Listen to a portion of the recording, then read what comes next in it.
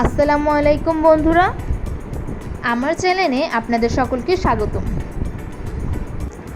আজ আমি বানিয়েছি আলু পুরি। এই রেসিপিটা আপনারা খুব সহজেই বাড়িতে বানাতে পারবেন। সবাইকে শুভেচ্ছা নিয়ে শুরু করছি আমার আজকের এই রেসিপি। আশা করছি আপনাদের সকলের অনেক ভালো লাগবে। এখানে আমি একটা বাটিতে নিয়ে নিচ্ছি 2 কাপ ময়দা। আপনারা এখানে চাইলে আটাটাও দিতে পারেন। এখন এর মধ্যে দিয়ে দিচ্ছি লবণ, দিয়ে দিচ্ছি সাদা তেল। এখন একটু হালকা করে মিক্সড করে নেব।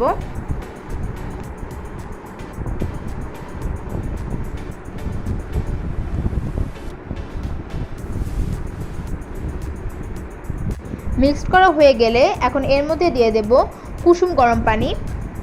অল্প অল্প করে পানি দিয়ে মাখিয়ে নিতে হবে।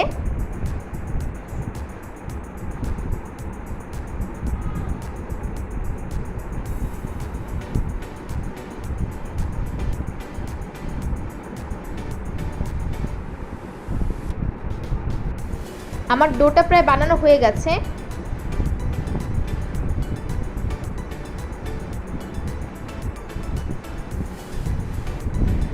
এখন রেস্টে রেখে দেব 20 মিনিটের জন্য।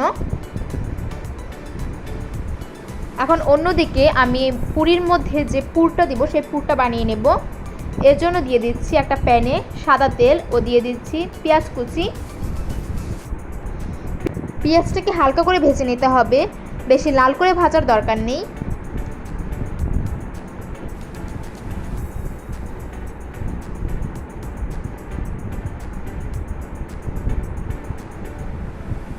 পেঁয়াজটা হালকা ভাজা হয়ে গেলে এর মধ্যে দিয়ে দিচ্ছি 1 চা চামচ রসুন বাটা, 1/2 চা চামচ জিরা বাটা, 1/2 চা চামচ ধনিয়ার গুঁড়ো, 1 চামচের একটু কম দিয়ে দিচ্ছি হলুদের গুঁড়ো ও দিয়ে দিচ্ছি 1/2 চা চামচ মরিচের গুঁড়ো। এখানে আপনাদের যেরকম ঝাল খেতে চান সেই অনুযায়ী মরিচের গুঁড়োটা দেবেন। আমি বেশি ঝাল দিইনি। এখন এর মধ্যে দিয়ে দিচ্ছি 1/2 চা চামচ গরম মশলা। এখন একটু নেড়ে চেড়ে নিচ্ছি। এখন এর মধ্যে দিয়ে দিচ্ছি গরম পানি, অল্প একটু গরম পানি দেব। এখন মশলাটাকে একটু কষিয়ে নিতে হবে। দিয়ে দিচ্ছি স্বাদ মতো লবণ।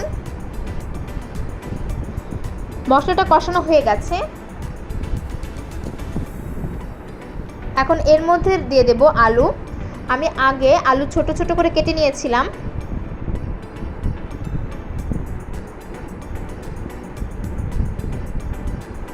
আলুগুলোকে একটু নেড়ে চেড়ে নিচ্ছি। এখন 5 মিনিটের মতো কষিয়ে নেব আলুগুলোকে।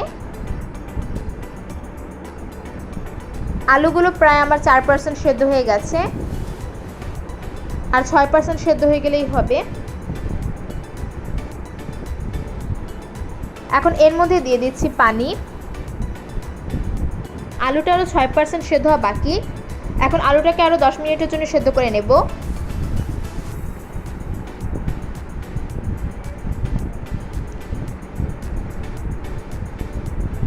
বন্ধুরা, আলুগুলো সব সেদ্ধ হয়ে গেছে। এখন আলুগুলোকে একটু ভেঙে দেব।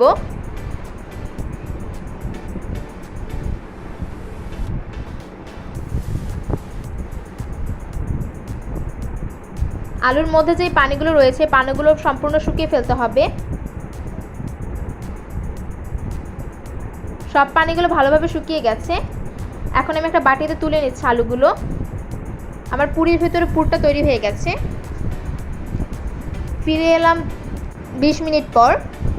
দেখুন বন্ধুরা, ডোটা কতটা সফট হয়েছে। এখন আমি আবার একটু হালকা করে মাখিয়ে নেব। এখন আমি 6 পিস লেচি কেটে নেব।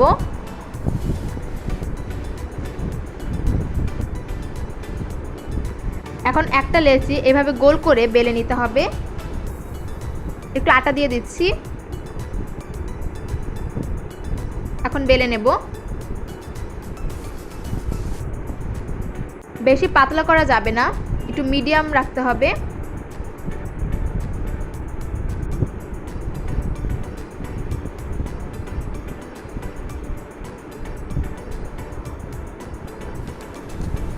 এখন এর মধ্যে আলুর পুরটা দিয়ে দেব।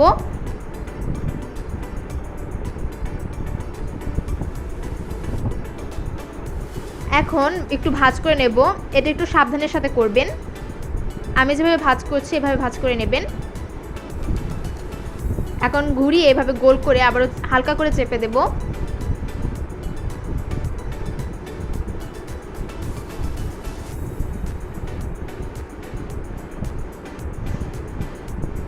এখন আবার একটু বেলে নিতে হবে। বেশি চাপ দিয়ে বেলবেন না, হালকা করে বেলতে হবে। বেশি পুর বা বেশি পাতলাও করা যাবে না, মিডিয়াম রাখতে হবে।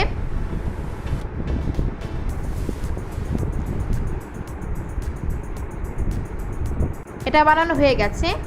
আমি আপনাদেরকে আরেকটা বানিয়ে দেখাচ্ছি।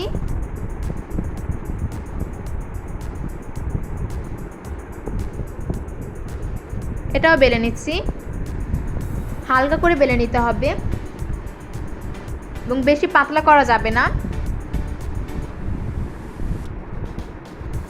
এর মধ্যেও আগেরটার মতো আলুর পুরটা দিয়ে দিচ্ছি। এই ভাজটা খুব সাবধানে করতে হবে।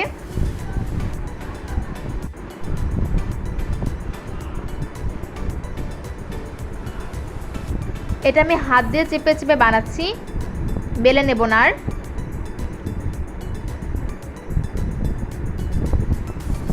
বেশি পুর বা বেশি পাতলা করা যাবে না, হাত দিয়ে হালকা করে চাপতে হবে, বেশি জোরে চাপ দেওয়া যাবে না।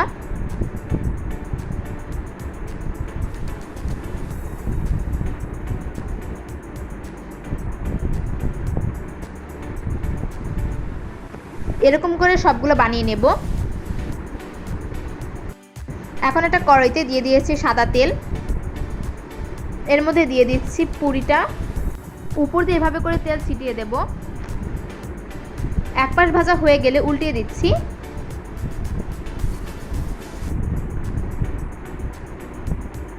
বন্ধুরা, এভাবে উপর দিয়ে তেল ছিটাতে হবে।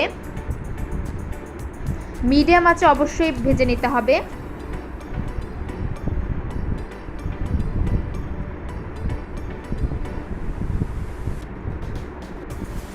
বন্ধুরা, খুব ধৈর্য সহকারে ভাজতে হবে, বেশি তাড়াহুড়া করে ভাজা যাবে না, তাহলে কাঁচা থেকে যেতে পারে।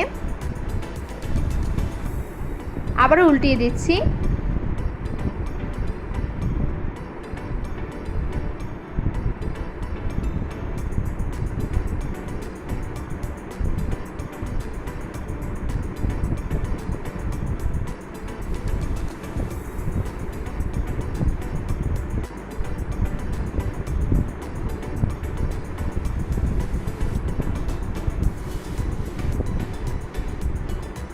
বন্ধুরা, এটা ভাজা হয়ে গেছে।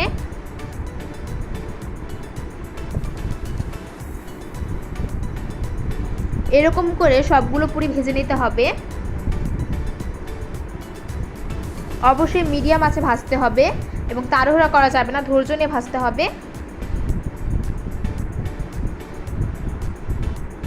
এবং উপর দিয়ে এভাবে তেল ছিটাতে হবে। বন্ধুরা, আমার সবগুলো পুরি ভাজা হয়ে গেছে। দেখুন বন্ধুরা, পুরিগুলো কত সুন্দর হয়েছে।